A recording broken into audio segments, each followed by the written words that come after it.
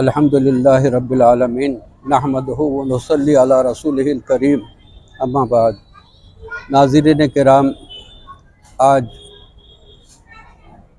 جام باغ کالی قبر روڈ پر ایک بزرگ کی قدیم درگاہ شریف ہے، سید السادات رحمۃ اللہ علیہ۔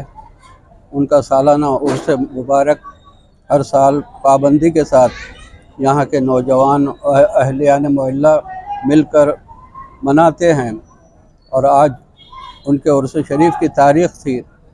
یہاں کے تمام حضرات عرس شریف کے سندل بالی کی تقریب میں شریک تھے، اور کافی لوگوں نے سندل شریف میں شریک رہنے کی سعادت حاصل کی۔ سندل شریف ہوا، چادر گل پیش کی گئی، سلام ہوا، نعت خوانی ہوئی، اور اس طرح سے طعام خاص و عام سب کے لیے وہ بھی بعد نماز عشاء شروع ہوگا انشاءاللہ تعالی۔ اور اس میں حصہ لینے والے یہ نوجوان اور محلے کے افراد اور دیگر کار خیر میں جو اکثر حصہ لیا کرتے ہیں حضرات نے اس عرس شریف کا انصرام و احترام کیا ہے۔ اللہ تعالیٰ ان سب کے مقاصد میں ان کو کامیابی عطا کرے، دین و دنیا کے غیر معمولی بھلائیاں، شادمانیاں، شادکامیاں، خوشیاں اور ترقیاں عطا کرے، اور امن و سکون کے ساتھ رکھے، دین و ایمان پر قائم و دائم رکھے۔ حضرات کرام، آپ حضرات جانتے ہیں کہ بزرگوں کے آستانے جو ہے وہ دراصل اللہ کی طرف سے قائم کردہ ہیں۔ یہ حضرات نمائندے ہیں دین اسلام کے، اور ان کی زندگیاں کیا، ان کی موت کیا، ان کے لیے سب چیزیں برابر ہے۔ وہ زندگیوں میں لوگوں کو درس دیا کرتے تھے، راستے پر لایا کرتے تھے، اعمال خیر کی طرف ان کو رغبت دلاتے تھے، اور اس کے بعد زیر زمین ہونے کے بعد بھی اللہ تعالیٰ نے ان کی روحانیت سے یہ کام لینے کا جو ایک طریقہ ہے اور سنت الہیہ ہے وہ ہمیشہ جاری و ساری رہتی ہے۔ یہاں بھی اس درگاہ شریف کے حضرت ہمیشہ یہاں کے لوگوں کو کسی نہ کسی طرح سے ہدایت دیتے رہتے ہیں، روحانی ہدایت یہاں کے لوگوں کو ملتے رہتی ہے، اور ان کی دعاؤں سے ان کے دین و دنیا میں بے شمار برکتیں حاصل کر رہے ہیں۔ بہرحال عرض کرنے کا مطلب یہ ہے کہ مسلمان اسلام کی تعلیمات پر پختہ طریقے سے عمل پیرا ہو جائیں۔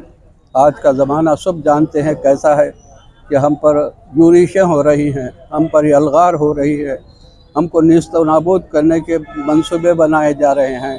تو ہم کو چاہیے ایسے وقت پر ہم اللہ کو پہلے سے زیادہ یاد کریں، اللہ کی مدد طلب کریں، نصرت الہی کے طلبگار بنیں، اور انشاءاللہ تعالی اپنے بڑوں کے بتلائے ہوئے طریقے پر اعمال صالحہ کرتے ہوئے پورے ہندوستان ملک میں امن و سلامتی کی دعا کریں، اور اس میں جو ناانصافیاں کرنے والے، ظلم و ستم کرنے والے ہیں، ان کو اللہ تعالیٰ سے بول کر، ان سے درخواست کر کے اللہ سے ان کو ان کے اقتدار کی کرسیوں سے ہٹانے کے لیے خاص دعائیں ان کی ضرورت ہے۔ ہم سب مل کر کریں اتحاد کے ساتھ۔ مسلمان چونکہ اقلیت میں ہیں، اس لیے اقلیت میں ہونے کی وجہ سے سیاسی طاقت و قوت کم ہونے کی وجہ سے ہم پر ظلم و ستم کیا جا رہا ہے۔ اللہ ہمارا مددگار ہے، انشاءاللہ تعالی ہمارے بزرگ ہمارے ساتھ ہیں۔ روحانی کیفیات کے حامل بزرگوں پر بھی حملے کیے جا رہے ہیں، ان کے بارگاہوں کو ختم کرنے کی سازشیں کی جا رہی ہیں۔ انشاءاللہ تعالی وہ جس قدر ان سازشوں کے ساتھ ایسے نامعقول قسم کے اقدامات کریں گے، تو ہم کو یقین ہے، اللہ پر پورا بھروسہ ہے کہ اللہ تعالیٰ ان کو اس کے بدلے میں ایسی سزا دے گا کہ وہ ہمیشہ یاد رکھیں گے۔ انشاءاللہ تعالیٰ مسلمانوں کا کوئی برا ہو ہی نہیں سکتا، کیونکہ مسلمان اللہ کا نام لینے والے، رسول اللہ صلی اللہ علیہ وسلم کے بتلائے ہوئے طریقوں پر چلنے والے ہیں۔ پھر میں عرض کروں گا اپنی قوم سے کہ خدا را اپنے مسجدوں کو آباد کیجیے۔ جب ہم اپنی مسجدوں کو آباد کر دیں گے تو کسی کی ہمت نہیں ہوگی کہ مسجد کے پاس مندر ہے یا کوئی اور چیز ہے، اس طرح کے باتیں کرنے کی ان کو موقع ہی نہیں ملے گا۔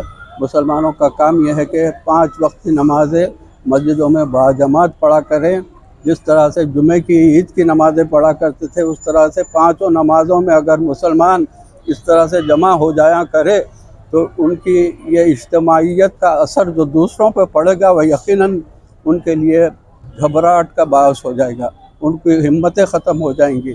لہذا نمازوں کی پابندی کیجیے اور اپنے حال کو ظاہر و باطن کو سنواریے اور پکے اور سچے مسلمان بن جائیے۔ اللہ تعالی ہم سب کو نیک توفیق، نیک ہدایت عطا فرما اور بزرگوں کے نقش قدم پر چلنے کی توفیق عطا فرما۔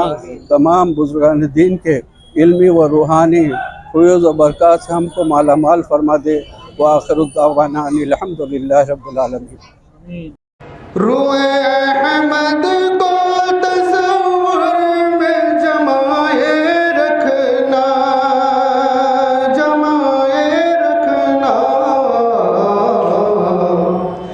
نقش نالین کو سینے سے لگائے رکھنا، نقش نالین کو سینے سے لگائے رکھنا۔